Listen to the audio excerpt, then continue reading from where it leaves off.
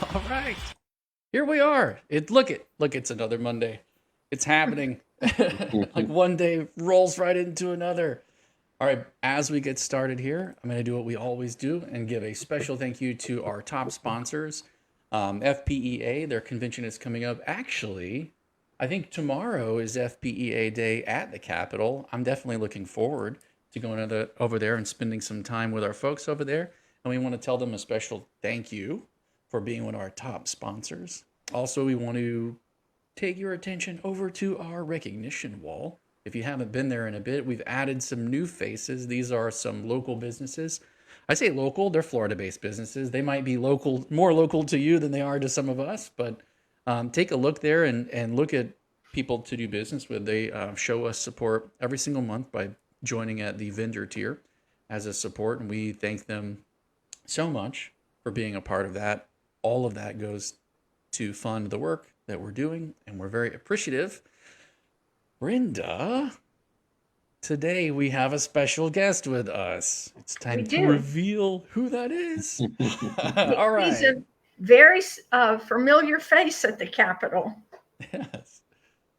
So we have with us today William Maddox. Do you prefer Bill, William? I'll answer to anything. Okay. Well, on your Bill is we've fine. called you Bill. Okay. Yeah, that's fine. But on the website you're called William, so I just didn't know which you preferred. So I didn't want to be calling you by a name. No, but thank you for being with us. We've My pleasure. loved hearing the things that you've been saying and how you've jumped in right behind us, and the things that you've said kind of coming to I don't want to say our defense, but just echoing the sentiments and concerns that we have. And that got my ear. And I just reached out to you randomly after that and did not expect to hear back from you, to be honest. And you replied right back. And so we just started going back and forth. And I've really enjoyed our conversation so far. And I think that our audience is going to really enjoy hearing some of the things that you have to say. So why don't you tell us a little bit about yourself so we can get to know you better and the James Madison Institute? Give us the lay of the land and kind of help us understand where you're coming from. Good. Yeah. All right. Well, maybe I'll start with the James Madison Institute and then kind of tell a little about our own personal story and how it relates. Okay. So JMI has been around now for close to 40 years. It was started in the late 80s by a former educator. It's a guy by the name of Stan Marshall. He had been a high school teacher who became a college professor and then eventually the president of Florida State University. And after he had retired from his work there at the ripe young age of 65, he decided to start a think tank, a state-based think tank that was focused primarily on state issues and on issues, I should say, that are primarily about the Florida economy, that in some way affect the Florida economy. So JMI deals with a wide range of issues: tax, labor, budget, property rights, all kinds of things, uh, apart from education.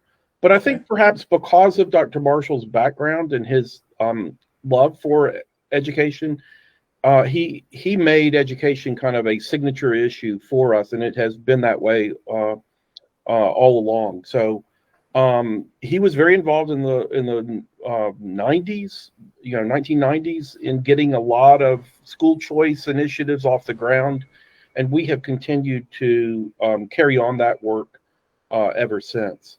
So I came to JMI about, oh gosh, 12 or so years or more ago. I had spent 20 plus years in the Washington D.C. area working mostly on think tanks.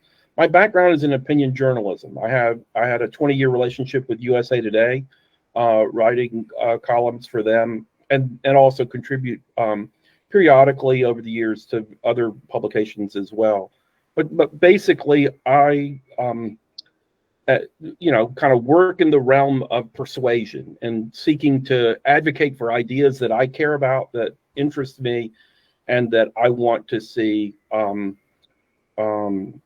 addressed in some way or another. And so a lot of that work has been in and around government, even though I don't have.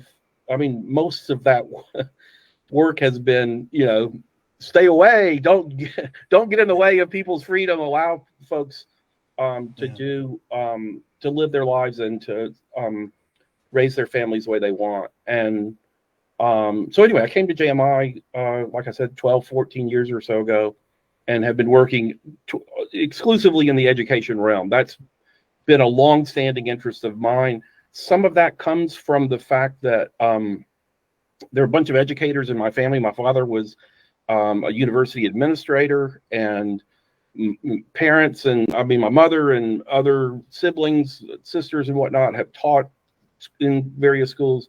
And then my wife and I raised 4 kids of our own, and kind of experimented with just about every form of education one can imagine. But I would have to say that at bottom, we are homeschoolers. We are people who come to I find that there are kind of 2 different sorts of people in most of the discussions that I take place. Okay. And one are those who kind of come from a school mentality and then adjust to try to make room for and accommodate and engage with people who are doing things that are not school, that are kind of unconventional or various alternatives, whether they're micro or hybrid or whatever it might be. Right. And then there at the other end of the spectrum, there are people whose kind of orientation is fundamentally that of a homeschooler that says, okay, education starts from the bottom up. Parents are the first and most important educators, and then they move from there towards co-ops or hybrids or other things that they might want, specialty courses they might want to take advantage of. And so I kind of approach things much more like that latter group, even though I understand and have worked with people in that former group quite a bit. Okay. Well, your experience definitely shows, especially in persuasion. I was reading the article that you wrote and sent to me. We've got 90,000 problems and easels ain't one. I gotta say, I thought that's a hilarious title, by the way. Caught me right away. But I just appreciated how you laid out the issue. And it's very clear. It's concise and straight to the point, and it's a written from a voice that looks to gather people and unite them on an issue, as well as kind of poke at some of the flaws in the issue itself, but without making enemies. And I just thought it's so well written. And he did a fantastic job of laying it out clearly. I think I don't want to call it a flaw, but the only thing that Brenda actually pointed this out, not me, but it's that you're speaking about the PEP scholarship, and this is about 1403. If those who have been following us know that this is something that's a hot issue that we've been talking. Oh, Heather Treviso, sorry, says so happy to see you here. You're the man. Hearts. Yeah. The scholarship and 1403 and its uses in the cutting back of the equipment. And it's interesting because it does also affect private schools. In your article, you talk about how it's going to affect those who are educating in the home, but the truth is this language is mentioned twice in that bill, and Brenda brought that up. Brenda, do you want to elaborate on that? Well, just that in both the FTC and the FES UA, not the UA, the EO, both the private school parts, whether they're funded by the Florida tax credit or whether they're funded by state dollars through the school budget, that equipment limitation will apply to those private schools that take students. And that brings a lot of complications there. That means every private school is going to have to track the expenditures for those scholarship kids to make sure none of their money is spent on PE equipment or art equipment or anything outside of the realm of those 4 courses. That's an additional nightmare to all of the other hoops they've got to jump through to provide the scholarship dollars to these kids. So I see it as putting a real damper on private schools taking these kids on scholarship. And that affects those kids' opportunity to get the education that best fits their needs. Yeah, I love how, Bill, I love how you said this. These private schools are nervous once they start accepting the scholarship students that the state will at some point, quote, pull the rug out from under them and subject them to onerous restrictions that make it difficult for these schools to continue instructing students in the manner they deem best. And strangely, the Florida legislator may be about to add to this climate of anxiety by pulling the rug out from under another historically cautious population, homeschoolers. I can't echo that enough. One of the key issues that we've had a bit of a tug of war match in our own community between, oh, PEP students are no longer homeschoolers. You can't even call yourself homeschoolers. You've taken the money, you've taken the shekels, now take the shackles. And it's almost like a us versus them thing that they've got going on. And it's because of that, like you said, that cautious, that abundance of caution that they're approaching this with. We don't even want money in home education. We don't want any of your regulation. And they're literally just proving the point. These legislative sessions are almost like proving the point here that the moment you get it, whoop, it's going to be, here come all the rules. Do you want to elaborate on that at all? Yeah, I really appreciate you saying that. Yeah, I mean, this is part of why I am as concerned about this and believe it's a fight worth fighting, and I'm still yet, hopeful that something can change here. And that is that, yeah, there's a question about certain expenses and whether or not they're going to be covered or not. And that's important. And especially for families that are really having to stretch to make ends meet, it's really important. But there's also, in my mind, a larger principle that I'm wanting to be sure that we prevail on if we possibly can. And that is that we want to see respect afforded families that go down these paths, and we don't want to see, like you say, the rug pulled out from under them. And so my hope is that if we can convince them that they have made a mistake and convince them to pull back, I think it will cause everyone to say, whoa, wow, wait a minute. We can not breathe a sigh of relief forever and ever, as if the game is over and we've won. But I think it should signal to people that, hey, if you make a reasonable case for reasonable policies, these folks will hear you, and some of our worst fears won't be realized. And yeah, today the question is about, art supplies or other things. Tomorrow it may be a different issue, but I want to believe that we can set a precedent that, hey, there is reason to fight for these families, and that we can, in fact, prevail. And I should say, on the whole tensions between different communities and whatnot,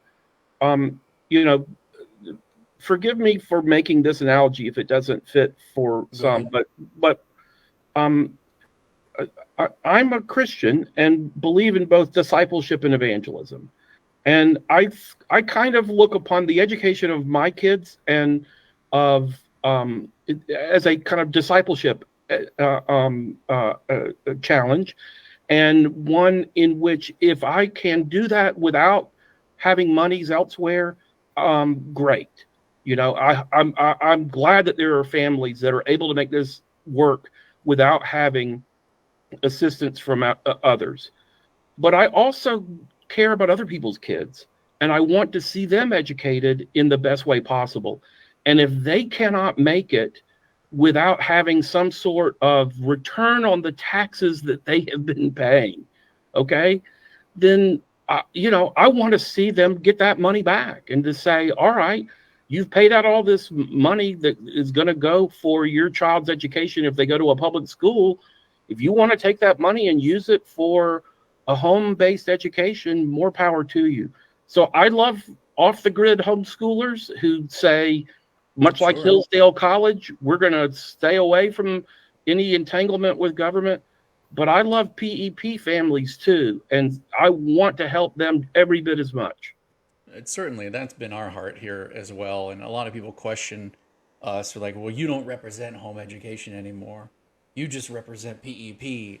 You sell out. And I'm like, wow, that's pretty harsh. What's interesting about that is these families that take PEP, some of them like us, I mean, we were all very reticent. I gotta be honest. The entire home education community. We I think were one of the people early enough to jump in to try and figure out what it was all about. And I didn't really want to do it. Crystal didn't really want to do it, and Brenda was like, "Well, we made the path separate so that if you don't like it, you can go back." And so I thought, well, okay, let me see what it's all about then, because I'm used to telling my kids no. They've heard no. They've heard no a lot. And I thought it'd be nice to tell them yes a little bit. Let's see if we can do that. So we tried it, and I'm disappointed in what they're changing. But it's one of those things where a lot of families, slow to adopt, may have leaned into this. And if we're creating enemies out of the people who should be our friends, and then look, I'm willing to walk away from PEP. It doesn't hold a sway over me. The moment that it becomes onerous, like you said, I'm out. I'm cashing in the chips, and I'm going back to the legal path of home education, separate and apart from PEP. And if we've made enemies out of each other, and then we stand next to each other in these co-ops and watch our kids play on the same monkey bars, it's just a little awkward, And I think we can do better to protect things like PEP for parents that want to direct their education, like you were saying. Or UA. UA is also an ESA scholarship. It doesn't need to be villainized. And certainly it needs to be watched.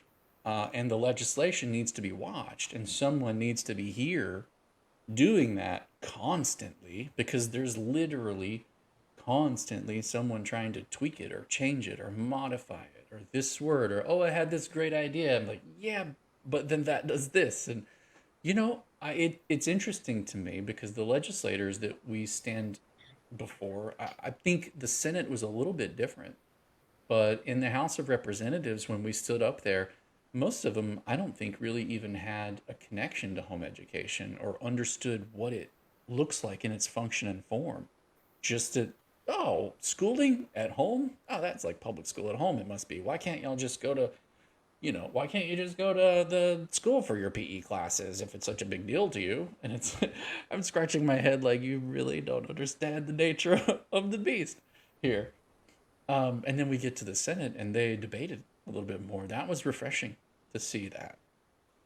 What's your thoughts on that?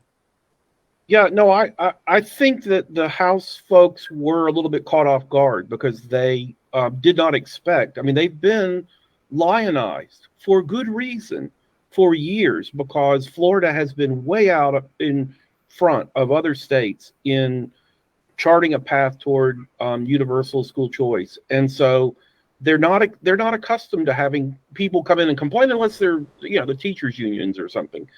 And so they weren't accustomed to their own voters, their own friends saying, "Hey guys, we love you," but, and yet when that happened, I think they were caught off guard, got their attention, but they weren't prepared to really shift gears quickly at that point. Okay. I do think by the time things got to the Senate, they had already seen the House testimony, had already, begun to encounter some of these complaints, and were a little bit better prepared. And my guess is that, or at least I say guess, my hope is that we will still yet see the kind of changes that we need to see, and that because I really believe we're working with friends. These are good guys who have been doing good things, and who I think do want to do the right thing. They've seen newspaper reports and other things that concern them, but I think your observation too is apt about a lot of how you see some of these criticisms or complaints coming from the critics of programs like these fall on the ears of non-homeschoolers different from the homeschooling. And if you've had experience, you're much more likely to understand and kind of put yourself in the shoes of the average PEP family than if you're coming at this from a, conventional school perspective, and this whole world of homeschooling and PEP and all the rest seems rather exotic and strange. You're much more likely to say, wait a minute, I'm not sure we should be doing this. And so part of our role, I think, is just to bring them along, help them see that no, what we're asking for is very reasonable, and that these programs and the kids who are in them are exemplary and worthy of support and encouragement, and we ought to be providing that. I think what they can't realize is the sacrifice that parents are making in order to be able to be home with their children and spend their 24/7 with those kids. And somebody at the DOE, who was one of the early people who oversaw the Office of Choice, that was when it was only home education as a choice. Right. The critics would say, oh, but these people don't have certificates, and on and on and on. How could they teach a child? And he said, it's kind of self-regulating. If you don't want to be home with your children 24/7, they're not going to keep them at home. And so there is a huge commitment, not only financially, but for the parents' personal time, because they're not out playing tennis or bridge or whatever they would be doing in their personal time. They're committed to those children. And if you don't love your children and don't love being with them, you're going to find another way to educate them. Well, and this is one of the things that I sought to point out, at least subtly, in the article that I wrote, was that, these parents are in effect providing volunteer labor. Right. I mean, it's unpaid labor. And they do it out of love, and they don't think of it in those terms. But a lot of the expense of education goes into paying personnel in schools. And so there's a sense in which, what did you expect parents to kind of pay? I mean, what did you expect the money to go toward, if not for equipment and things of that nature? Because they can't pay themselves, they're not going to. But I don't know that if someone, like you say, is giving 24/7 to the education of their children, I don't know that we should be getting, upset if they choose to spend some of their scholarship money on easels and paints and modeling clay and things that, or even musical instruments or other things that, they feel like they need for their kids to have the kind of education they want their kids to have. Yeah. Well, I want to say, even in the things that have been pointed out as expenditures that should not have been happening, I have a grandnephew who has autism, and without some means to let his brain relax, he would just be in a mess. He would go around the house stimming all day, repeating numbers all the way to 100 and all the way backwards. It's just his brain never turns off. And they happen to have a trampoline, and they have a swimming pool, and that child will stay in the swimming pool 4 hours a day if they don't make him get out. Then he'll go to the trampoline. Then you can get his attention to do some schoolwork. But parents that don't have children with disabilities, or children, there are a lot of children with disabilities that are taking the PEP because they don't qualify for the UA scholarship. So many of them are purchasing items that would benefit their child in the moving forward in their education. And I think that's an important thing to keep in mind. We have PE in schools, public or private, because kids can't concentrate that much time all day long. Right. Yeah. And Are you suggesting scholarship money be spent building swimming pools? That's all I heard when I heard you say that. I just wanted to add a couple of things to that. Like, just from my experience as someone who's been homeschooling for years and knows a lot of other homeschooling families, I directed a class program for homeschoolers, so I know lots of homeschooling families. some of whom are on UA and some of whom are now PEP.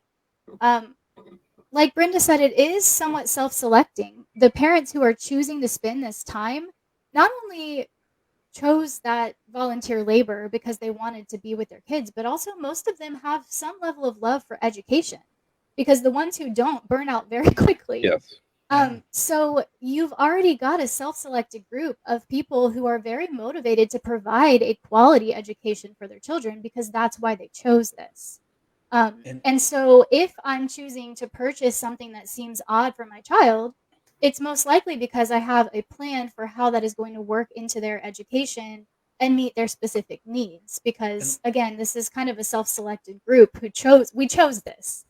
And then I know that some of the things for like UA doesn't have these limitations yet, but they could in the future.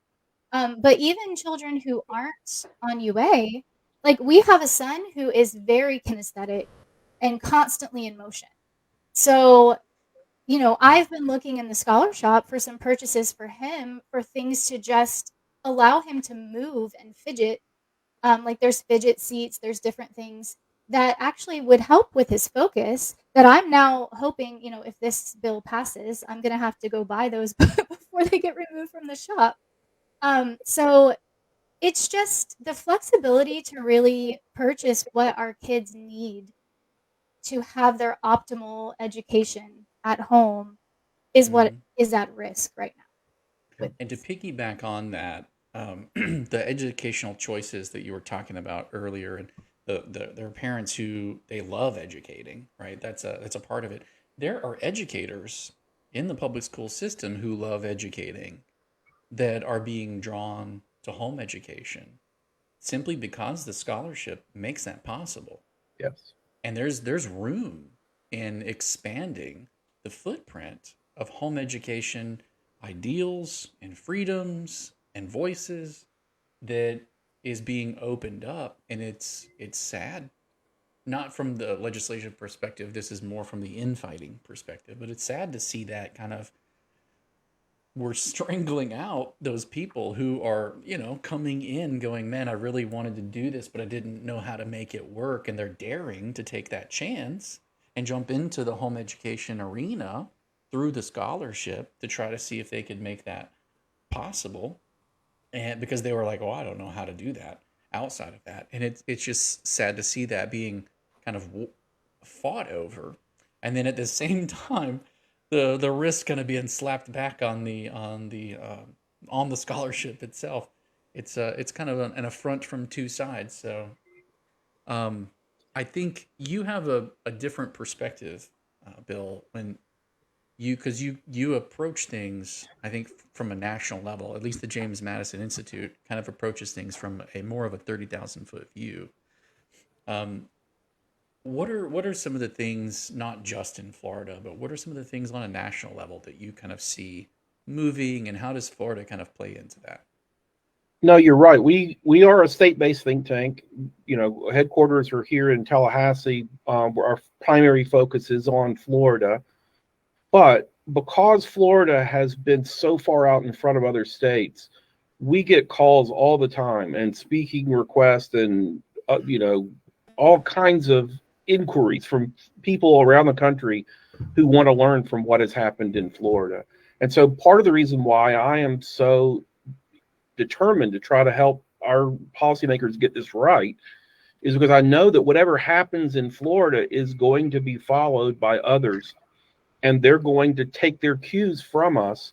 And so if we have a highly restrictive policies that hamstring parents and cause a lot of folks to say, you know, we're just going to bow out and not do what we really want to do because we're fearful of things, that's not going to serve our state well, and it's ultimately going to then have reverberations elsewhere.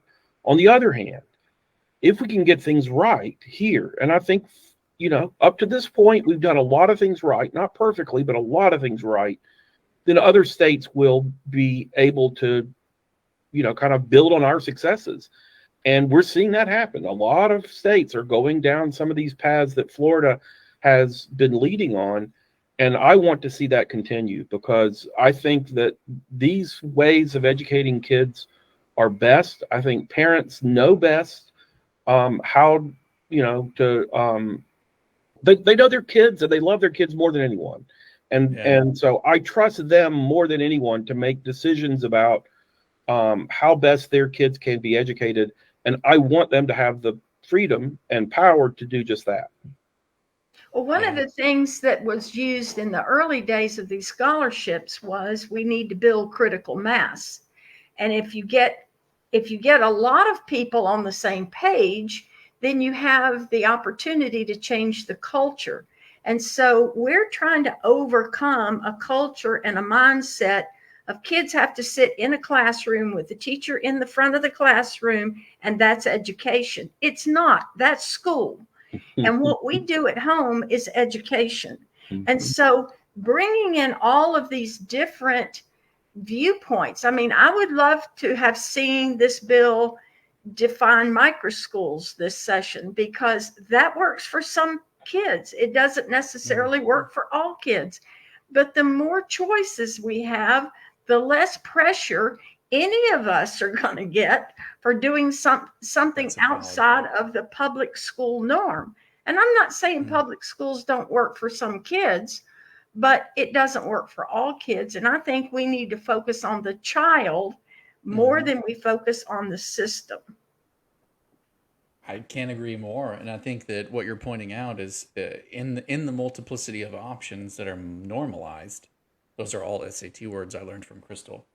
But then there's comfort in that, because as it becomes more the norm to have these options and to be able to pick freely from among them, the less likely it is, to find all of these onerous restrictions on just one lane, or to try to force every child down one particular path. And I'm very appreciative of you pointing that out. Let's see. Were you about to say something? No. Okay. Let me go back here. So no, we really want to hear from Bill more than you want to hear from me.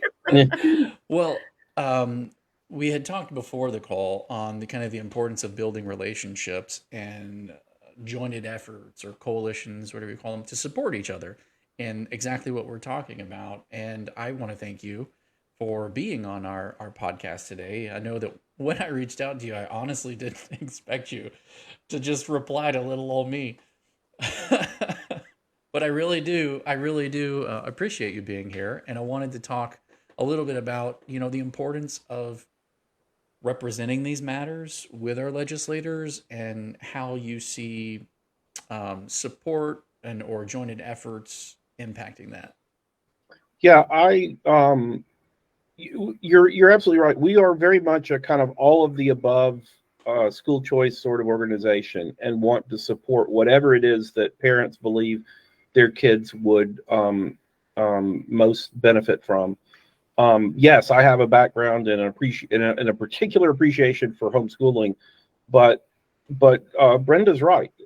We can do things, and we need our legislature to do things to help support some of these other emerging options that many homeschoolers that are more familiar to a lot of homeschoolers, like hybrid or co-op or micro schools. I mean, many of those sorts of initiatives and emerging enterprises, in my mind, overlap a great deal with the homeschooling world and draw on many of the same sort of principles for wanting to customize education and to keep things small and tailored to particular kids' interests and that sort of thing. So yes, I'm a big believer in that we're kind of working together across broad coalitions and remaining united and kind of helping one another so that we're all stronger. And I think part of the reason why we enjoy some of the opportunities that we now do in Florida is because that has been a mentality that we've had in our state from early on. I mean, one of the things that's really fascinating that I had a chance to write about back right after DeSantis was first elected. So, his most recent election, he wins big, 60% of the population, that voted for him. Mm-hmm. But in that first election, he won very, very narrowly. Mm-hmm. And the margin of victory was provided by a group of African-American school choice moms. They had benefited from programs that had been set up for, some time. They cared about their kids. They wanted their kids to continue to enjoy those kind of schooling options, and were fearful that if the Democratic candidate were elected, that they would lose those. And so even though they typically would not have voted for DeSantis, because of these programs, they crossed over, voted for him, provided the margin of victory. So to me, that's a really good illustration of why it's important to have broad coalitions, look out for everyone who has an interest in education freedom, even if their preference is different from our preference, or their kids' needs are, propel them toward a certain option that we would consider suboptimal. Hey, let's all work together, and I think we all end up being in a better place if we do. And I think one of the things that I don't think our community realizes is, over the years, I have worked with numerous organizations. I've even worked with the teachers' unions on some issues where we felt like the legislation was unfair or needed, to build a coalition. And working with different organizations is a big part of what helps all of us move our agenda forward. And so, the James Madison Institute's helping us this year. Thank you, Bill. Even I had somebody reach out from the Heritage Foundation lobbying group. I've forgotten what the lobbying arm is called, but there are numerous organizations, and we're on a call Mondays, just about every other Monday, with a broad range of organizations that some of us are working on trying to find a way to get the accurate IEP for a child, so that if they have a matrix that is number 3, which is the mid-range, but they really need a number 4 because they need more services, we're trying to break that wall that keeps that money in the public school and doesn't give the kids what they need. Because if we don't get those services for the kids early on, they're not going to be as successful as they could be if they've gotten the adequate services. So I'm a big proponent of that in the UA, and have been working on that for about 6 years. Now we have Yes Every Child that's interested. We have the Jewish community of schools is interested, because if they're sitting in a Jewish school, but their hands are tied on how much money's coming for that child's services, they can't do the best job for that child. So I'm very interested in helping other groups that ultimately is going to help us in the end. So these coalitions are really important in helping us get what we need for every child. Christina, could you comment with what your county is in the comments?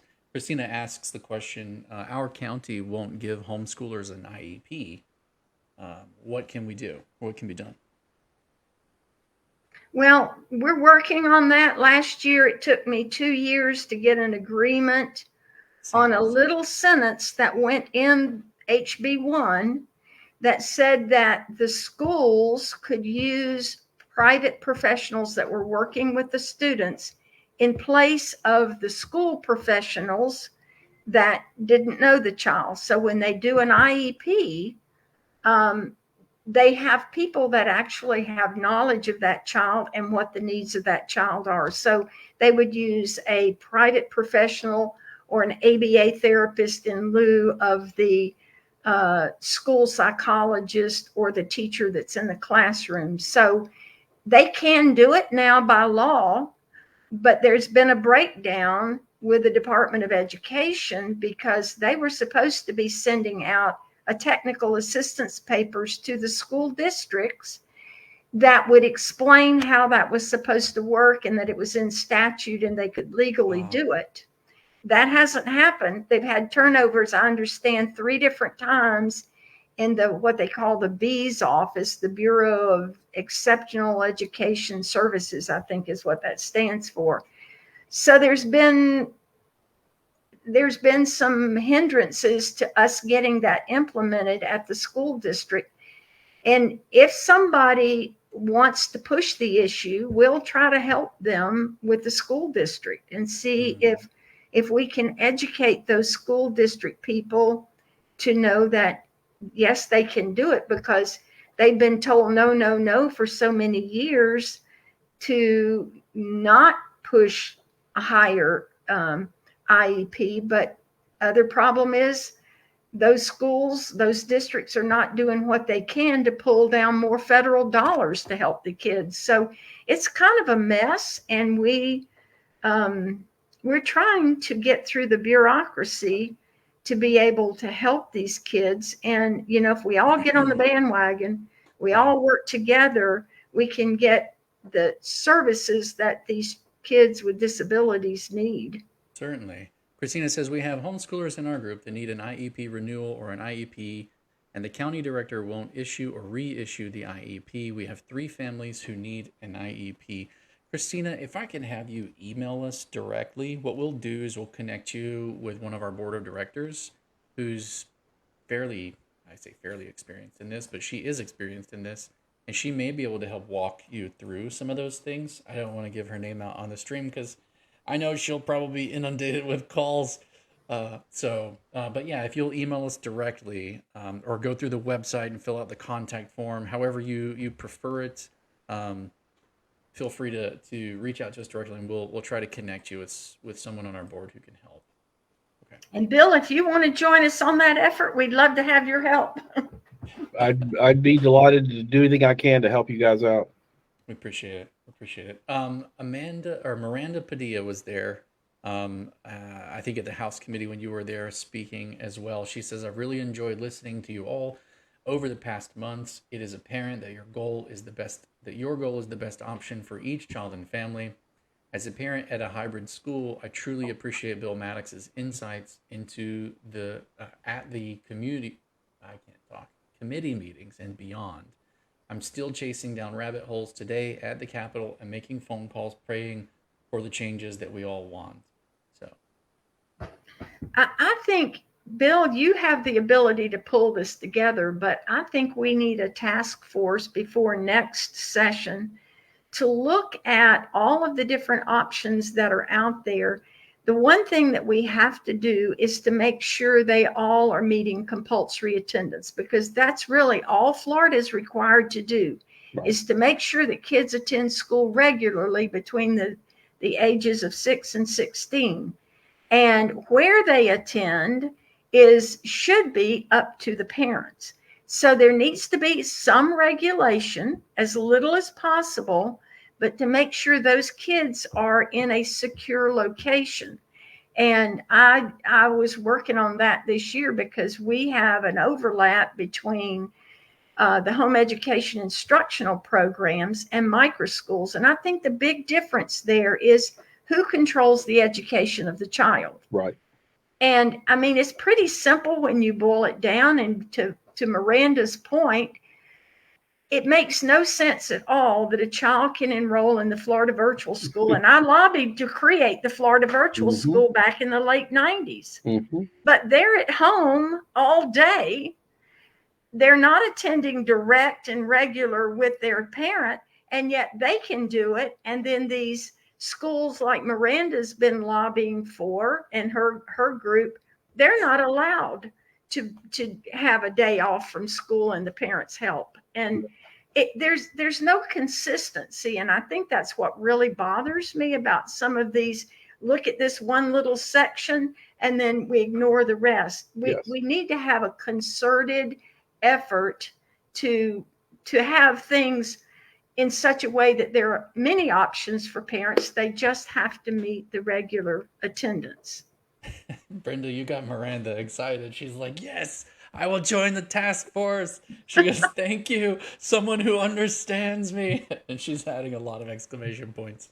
More than is grammatically correct. I'm kidding. We don't edit comments like that. I'm kidding. No, you're absolutely right, though. That's fantastic. Bill, do you want to speak on that? Yeah, no, I think that there are several different kind of pockets of seemingly isolated problems that this community over here or that community over there is concerned about. I mean, within the virtual school world that you were just talking about with Florida Virtual, it has a kind of market advantage over online programs that are private, especially faith-based programs. And so there are people that are saying, hey, wait a minute, we need to level the playing field there so that families that want online Christian education can get it rather than being steered toward FLDS. And so there are several different kind of isolated pockets of problems that I do think if we were to bring together prior to the next session and kind of bring all the forces who have complaints of one kind or another, legitimate complaints, together, I think there may be kind of strength in numbers and in kind of the breadth of a coalition like that. So I would welcome that. I would also point out that in most of these cases, I certainly can't say in all, that in most of these cases, these tend to arise more out of neglect or oversight or just a lack of awareness or knowledge about these things rather than malice. I'm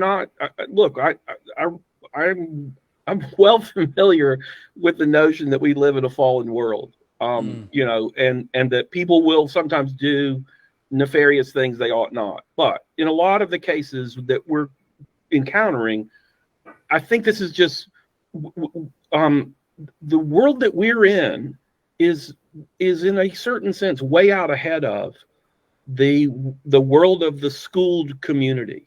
And this is one of the things that I really, really want homeschoolers to understand, is that there has been a tendency for many years for homeschoolers to kind of see themselves as being a kind of subculture that simply just wants to be left alone and doesn't want to be meddled with. And I completely understand it and share that sort of perspective.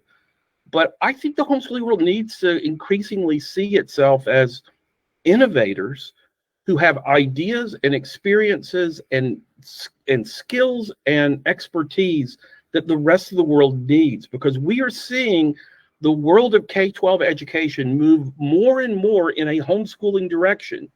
People may not go completely off the grid, but they're moving away from public schools to private schools, and from private schools to micro schools, and from micro schools to hybrid arrangements, and from hybrid arrangements. And what ends up happening, this is really fascinating. I was talking to a legislator from West Virginia a few years ago who had followed Florida's lead, and they were going down this path. And he said, one of the things that we've noticed that's kind of interesting is that a lot of the families that were formerly in a kind of public school or conventional school arrangement will initially find the notion of homeschooling somewhat intimidating, and they'll have a kind of, they'll stop at a halfway point, along the way, whether it's hybrid or micro or who knows what. But after a year or two of that, they'll say, we've familiarized ourselves with all of this world and have greater confidence now in our ability.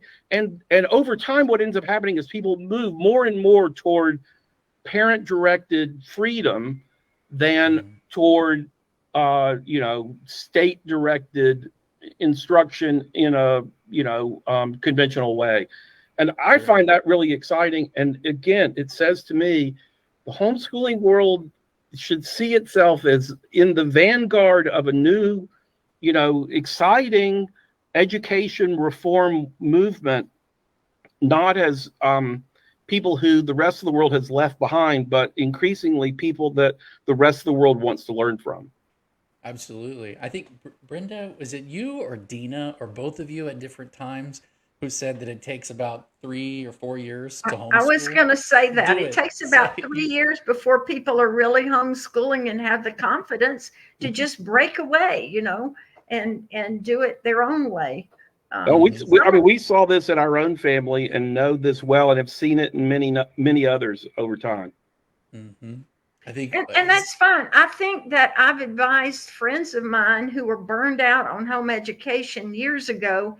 They said, I just don't have it in me. I said, then find because then it was public, private, and homeschool. I said, find a private school and put the child in.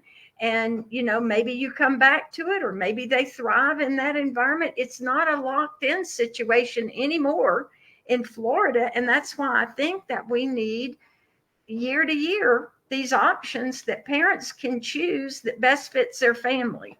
Absolutely. And I think a comprehensive overview of all of the education options is what we need at this point. And let's look at everything so that there is consistency in it. And something that was put in the law in 1999 because John McKay wanted every child that got his scholarship to go to a private school where they sit in that class with direct and regular contact with the teacher is outdated. Yes.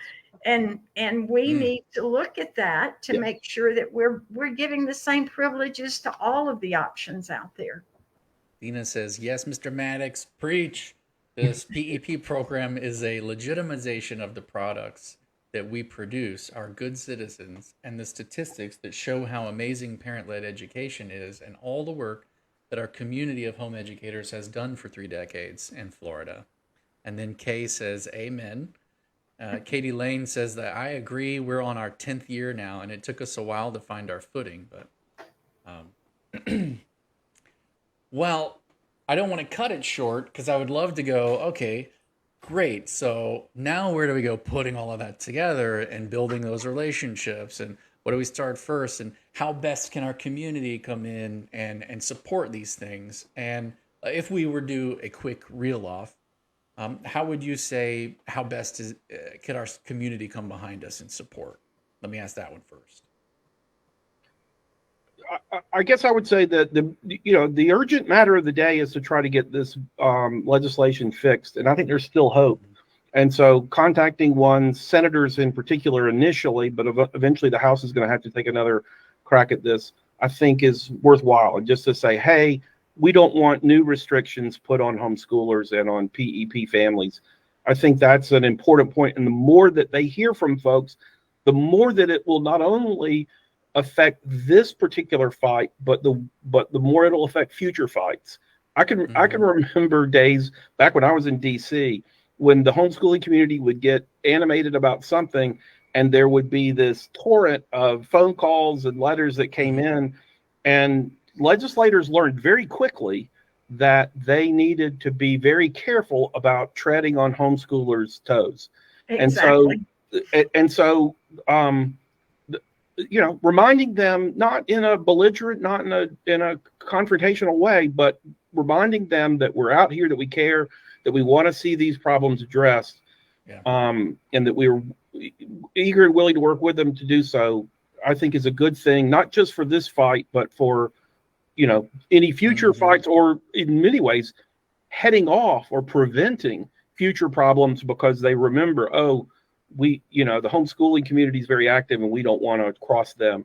So that's, I think, an immediate task. And then, beyond that, I do think having a attitude that welcomes a lot of the innovation that we are seeing, even in areas that may be different from our own. And because I've spent some time here in the last few months down in South Florida in the Broward area, where there has been this emergence of a really interesting network that's comprised of kind of new educators who are starting micro and hybrid enterprises or specialty programs that are, have been launched by homeschooling families and whatnot. And what's fascinating is that about 2/3 of the folks that are in this network are former public school teachers who said, I got into education because I love kids and I want to teach them. I couldn't find that in public schools. I now want to move toward these new forms that I think will provide that opportunity. And the other 1/3 tend to be former or current homeschoolers, a lot of times moms who developed expertise over time and now want to use it for the benefit of other people's kids because their own have grown up. And what's fascinating is to see these folks interacting. It's fascinating on two levels. One is that for someone accustomed to the traditional K-12 education debate, it is eye-opening because historically we have been told that public school teachers and homeschoolers are at the exact opposite ends of the political spectrum, could not be further apart. And yet in this case, because they've been allowed to channel their love for children and for education in the proper directions, you actually see collaborations and people learning from each other. And what ends up happening is that the public school teachers often will bring a certain order and structure and, knowledge of lesson planning and stuff like that to the table. The homeschoolers will often bring a kind of innovation. Who says we have to do it that way kind of perspective that is extremely refreshing. And so it's a great kind of a situation where you're seeing people collaborating that you didn't expect to collaborate, and mutual respect being built, and all of this will pay off when it comes time to get legislators and others to understand what we're coming, where we're coming from. Because if they can't relate to you or to me, but can relate to some family that they would have never imagined being part of this movement, now all of a sudden they see that, oh, this is really much broader and bigger than they thought. And I think to authentically represent that out, we have, and get them to understand it, we have to understand it ourselves first. I know that we're called the Home Education Foundation, and in my mind, I think of it almost as like a continuum or a spectrum, and on one end is public school, and at the other end is home education, and there's variations in between. And it's just like you ask a knife person what the best knife is, and you'll get like all kinds of arguments from any of them about what's the best knife. And the truth is, when they need it most, whichever one they have at hand, right? Well, let me make a point in that is, we named it, my husband drafted the bill that became the homeschool law back in 1984 and 85. And we intentionally chose the word education and not homeschool, because we weren't bringing school home. We were educating our children. And so even though our name says home education, it involves all parent-directed education, regardless of how they choose to do that.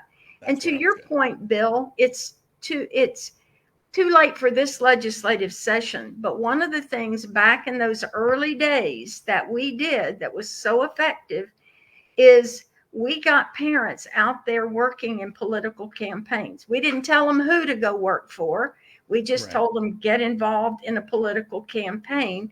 And if they get to know your children and they get to know your vision, when they come to Tallahassee, they're so much easier to work with. But if they don't understand home education, then they're going to look at it, like many of them do today, like, well, what's wrong with the public schools? Why don't you send your child there? But they see these kids, and my kids were working in a political campaign. He didn't win, but we made a lot of impact in that campaign for other families who've now home educated their children, because they saw our children. They could have clearly run the office at this particular candidate's office. My children were much better on the phone than some of the volunteers that came in, and yet they didn't want them to manage the phone because their voices sounded like children. So, and when they see your kids, it makes all the difference in the world. So we can't do anything. It's too late for this session, but it's not too late for the next session for you to get involved in campaigns. Yeah, I cannot underscore that idea enough. I mean, you guys have been very kind and very generous in, expressing your appreciation toward me and what I've done here in the last few weeks, testifying and stuff. But I got to tell you, I would happily trade 5 of me for any one of the parents that came and testified, because there's nothing more compelling. And I can say this as someone who understands maybe a little something about persuasion. There's just nothing more compelling than a parent who has a heartfelt story, whose children are there often with them and able to kind of testify to how these programs benefit them. Far more effective than whatever commentary I might provide. So I am so delighted to be a part of, this conversation with you guys who are actually out there doing it today, much like my wife and I once did. And my hat's off to you. I really appreciate what you're doing for your kids and what you're doing for our state. Well, thank you for saying that. And for anybody who's on our stream today, our podcast today, if you missed any of those, we did put them up on YouTube. So you can find them. It's the same social media handle that we use on Facebook, we use on YouTube. You can go find those. I cut out the excerpts of the families that were speaking, and Bill is on there as well. And then I added the debate at the end, so you can see those, but more importantly, you can share those. So if your sentiment is equal to that of Bill's and what he's saying right now, and there's somebody that you want to hear them, you might even be able to send that back to the representatives if you want them to see it again and say this. I put them there hoping that, as a new tool, that's not something Brenda has had to help us with our lobbying before. I was hoping it would be helpful and useful in some ways. And to me, my brain just kind of works that way. I think in marketing, I think in social media, but I realize that a lot of people don't. They might see it and go, oh, that's neat, and not realize how it can be leveraged. So I think it's really important to realize you can pass those on to other people as well. Just share those videos. They're not there to be secretly or kept. They're there for you to make use of. If that's an amen moment that you have, and you just want to raise your fist, but you don't know who to say it to, you can pass that on. And let those parents who are making the time to be able to come up with us and testify in the committees with us, you can help echo what they say. I was going to say, as far as targeting, normally I try to target when I get parents to come, to target the committee members on the committee that are going to hear it, because the members are so busy with their other things during the committee meeting session that they can't focus on all these things. And even if you contact them early, it's not going to be effective. But now the last stop on this bill is appropriations. And I would say, and Bill, you might have a different thought on this, but I would say it's certainly not too late for every parent to contact their own legislator, because now this is a debate in the Senate, and we've raised enough concerns that every single senator needs to hear from their constituents. Mm-hmm. Yeah, that was some of the feedback that we got on a call the other day, was that they've slowed down and listened after the testimony that we gave in the Senate with you, Bill, and you, Crystal, and the other moms that were there. Yeah, Crystal's was outstanding. Yeah, she was testifying as a mom, just like I said. It was so compelling. Mm-hmm. Thank you. I was glad that there were other moms able to be there as well.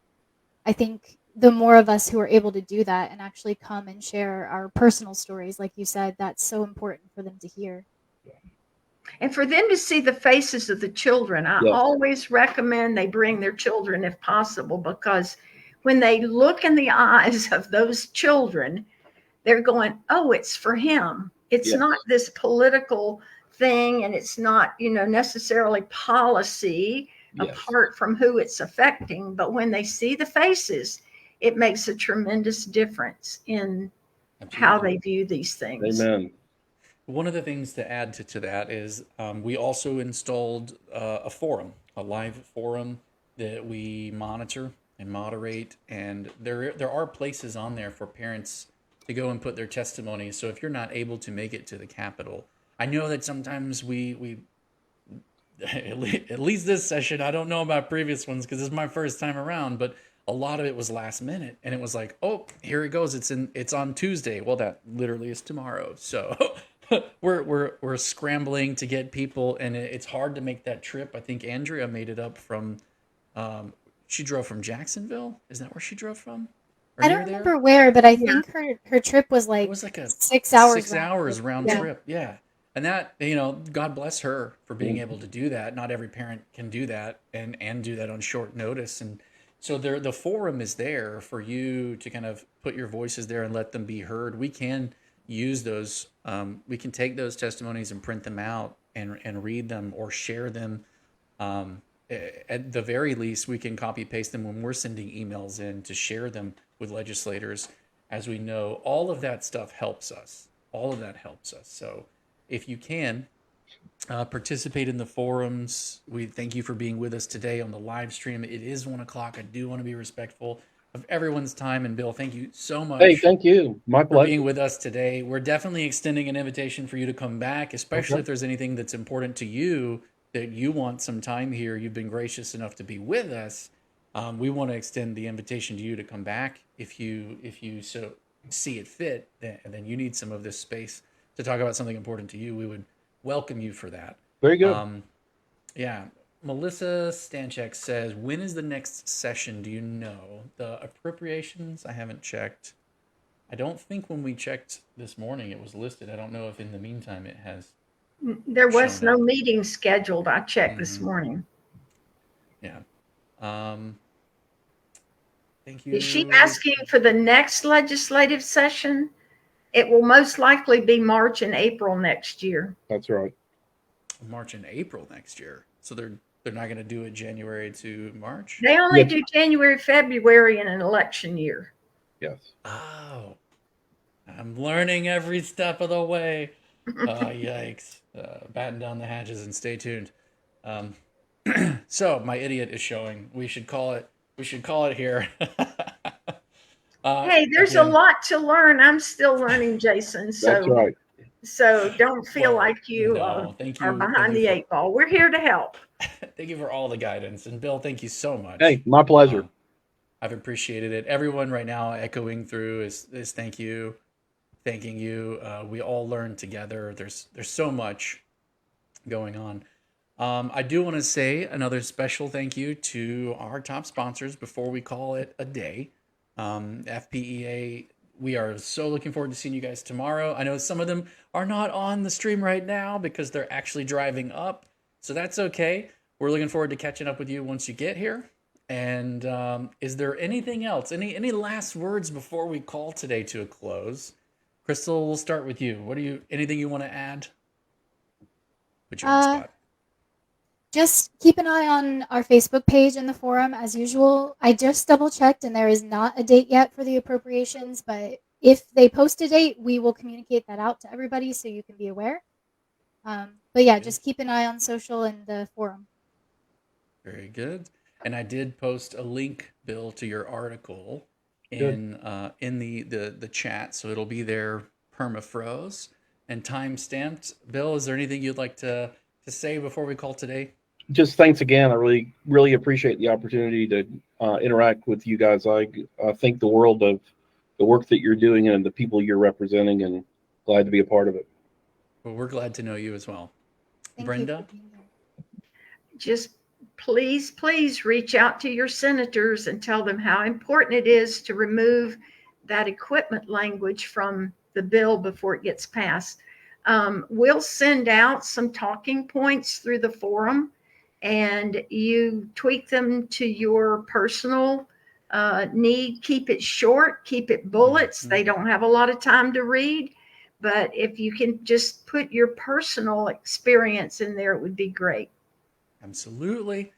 And I will add this. We are still looking to complete our funding needs. So it's very easy. If you love what we're doing and you want to see it continue, flhef.org/support. Help us drive people to that page. We've tried to make it as easy as, I think somebody was telling me the other day, they're like, some of these families, just $1 per person in the family, which comes out to $5. Well, I've created a tier that if that's all people can afford, they can donate $5 a month at that low tier. And then there's tiers in between.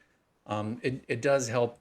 It does go a long way. It adds up. So we're not all the way there where we need to be yet.